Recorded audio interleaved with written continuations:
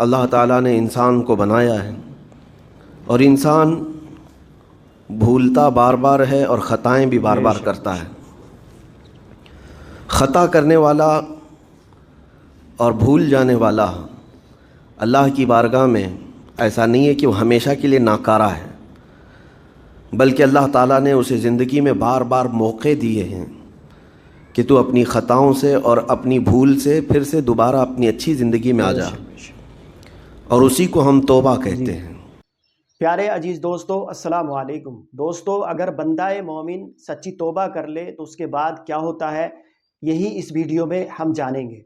دوستو، اللہ پاک کے محبوب صلی اللہ تعالیٰ علیہ وسلم نے ارشاد فرمایا کہ لوہے کی طرح دلوں کو بھی جنگ لگ جاتا ہے اور اس کی صفائی طلب مغفرت سے کی جاتی ہے۔ اللہ پاک نے اپنے ایک پیغمبر کو حکم دیا کہ گنہگاروں کو یہ بشارت دے دو کہ اگر وہ توبہ کریں گے تو میں قبول کروں گا، اور میرے دوستوں کو اس بات سے ڈراؤ کہ اگر میں ان کے ساتھ عدل و انصاف سے پیش آؤں تو سب کو سزا دوں، یعنی سب کے سب سزا کے مستحق ہوں گے۔ دوستو، اللہ پاک بڑا رحمان اور رحیم ہے۔ دوستو، توبہ کی کتنی فضیلتیں ہیں اور کتنی برکتیں ہیں، یہ جاننے کے لیے میں آپ کے سامنے لے کر آیا ہوں حضرت مفتی سلمان اجہری صاحب کا یہ بیان۔ تو دوستو، اس بیان کو سنتے ہیں اور دیکھتے ہیں کہ حضرت مفتی سلمان اجہری صاحب اس بیان میں کیا فرما رہے ہیں۔ اللہ تعالیٰ نے انسان کو بنایا ہے اور انسان بھولتا بار بار ہے اور خطائیں بھی بار بار کرتا ہے۔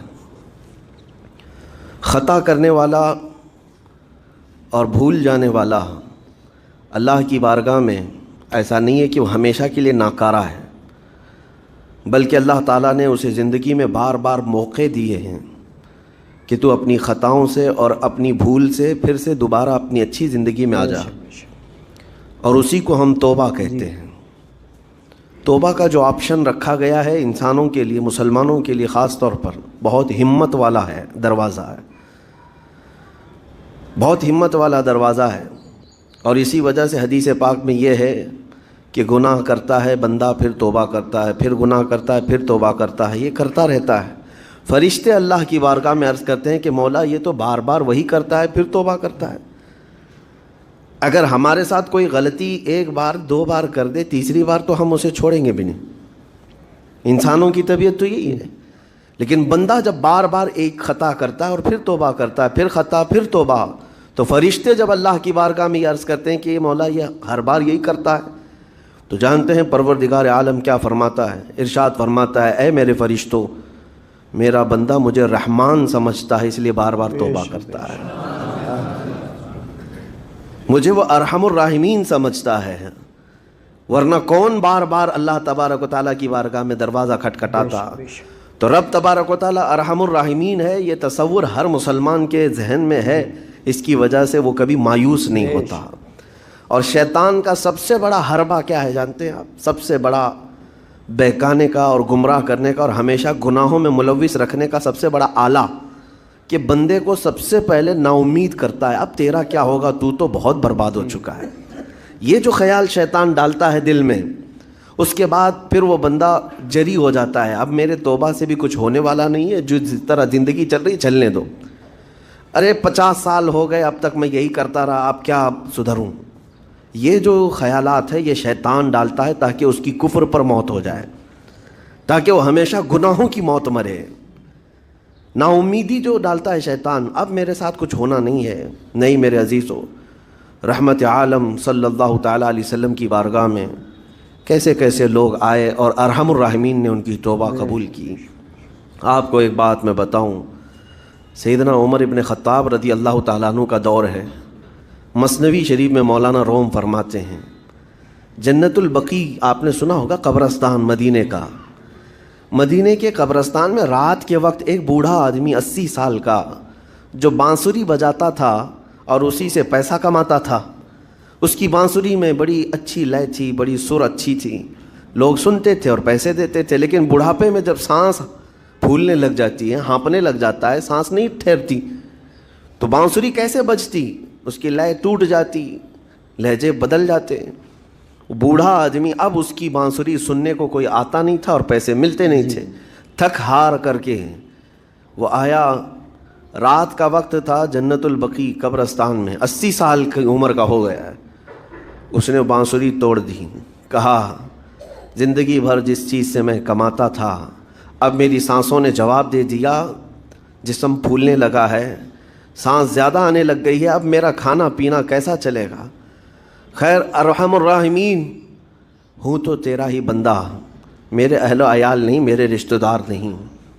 مجھے اگر تو بھوکا مارنا ہے تو اسی قبرستان میں مار دے، یا اگر میری زندگی باقی ہے تو میرے رزق کا انتظام کر دے. وہ رو رہا تھا 80 سال کی عمر میں. جب بندہ لاچار و مجبور ہوتا ہے تو پروردگار کو ہی یاد کرتا ہے.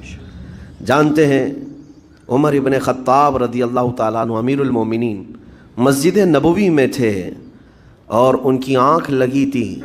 خواب میں رسول پاک صلی اللہ تعالیٰ علیہ وسلم تشریف لائے. کہا عمر اللہ کا حکم ہے جنت البقیع میں جاؤ، ایک بھوکا آدمی کھڑا ہے، اپنے گھر سے کھانا لے جاؤ اور اس کی ضرورت کا انتظام کرو. نیند کھلی تو آپ نے دیکھا اللہ کے حبیب صلی اللہ علیہ وسلم کی طرف سے حکم آیا اور رب ذوالجلال کا حکم ہے.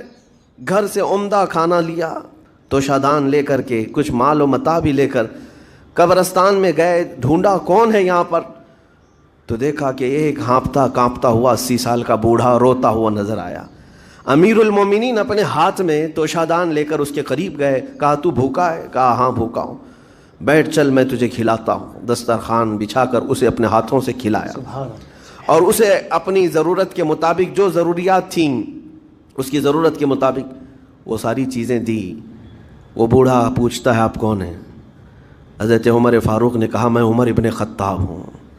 وہ ڈر گیا. حضرت عمر سے کون نہیں ڈرتا تھا کہ کہیں یہ کھلا پلا کر کے مجھے کوڑے نہ ماریں کہ زندگی بھر بانسری بجانے والا آج پکڑا گیا ہے، ہاں آج مجھے یہ سزا نہ دے دے. وہ کانپنے لگا. کہا کہ آپ یہاں کیسے؟ حضرت امیر المومنین کہتے ہیں میں خود نہیں آیا، مجھے اللہ کے رسول نے بھیجا. اور رب تبارک و تعالیٰ کا حکم آیا تھا کہ تو بھوکا ہے اور تو نے رزق مانگا ہے اور مجھے تیرے رزق دے کر کے بھیجا گیا ہے. وہ چیخ مار کر کے گر پڑا زمین پر اور رونے لگا اپنے ہاتھ پھیلا کر. کہا سچ فرمایا مولا تو ارحم الراحمین ہے. 80 سال تجھ سے دور بھاگتا رہا، ایک بار کیا تجھے میں نے پکارا، تو نے وقت کے امیر المومنین کو کھانا دے کر بھیج دیا. اللہ رب العزت کی بارگاہ میں نا امیدی اور مایوسی جو شیطان لاتا ہے اس سے بندے بھٹک جاتے ہیں، بہک جاتے ہیں، انہیں توبہ کی توفیق بھی نہیں ملتی. اسی لیے میرا مولا فرماتا انا عند ظنی عبدی بی. رب تعالیٰ فرماتا میرا بندہ میرے بارے میں جیسا گمان کرتا ہے میں اس کے ساتھ ویسا سلوک کرتا ہوں. تم کیا گمان کرتے ہو؟ وہ سخت پکڑ کرے گا، ابھی مار ڈالے گا. وہ غفار ہے، قہار ہے، جبار ہے، لیکن ساتھ میں وہ ستار بھی ہے، وہ رحمان بھی ہے، رحیم بھی ہے. اگر رب تبارک و تعالیٰ ہر چیز پر پکڑ کرتا تو ہمارا تو جینا ہی نہیں تھا. یہاں پر اتنے گناہ ہو چکے. اور وہ رب تعالیٰ فرماتا وسعت رحمتی کل شیء، میری رحمت نے ہر چیز کو گھیر رکھا ہے. اللہ رب العزت بندوں کو معاف کرنے کا اظہار زیادہ فرماتا ہے. بے شک میرے دوستو، یہ ویڈیو آپ کو اگر پسند آیا ہو تو اس ویڈیو کو شیئر اور لائک ضرور کر دیں، اور میرے چینل پر اگر پہلی بار آئے ہیں تو چینل کو سبسکرائب کر لیں. دوستو ایسی ہی ویڈیو میں آپ کے سامنے لے کر آتا رہتا ہوں. اب دوسری ویڈیو میں ملیں گے انشاءاللہ تعالی. السلام علیکم ورحمۃ اللہ وبرکاتہ. خدا حافظ.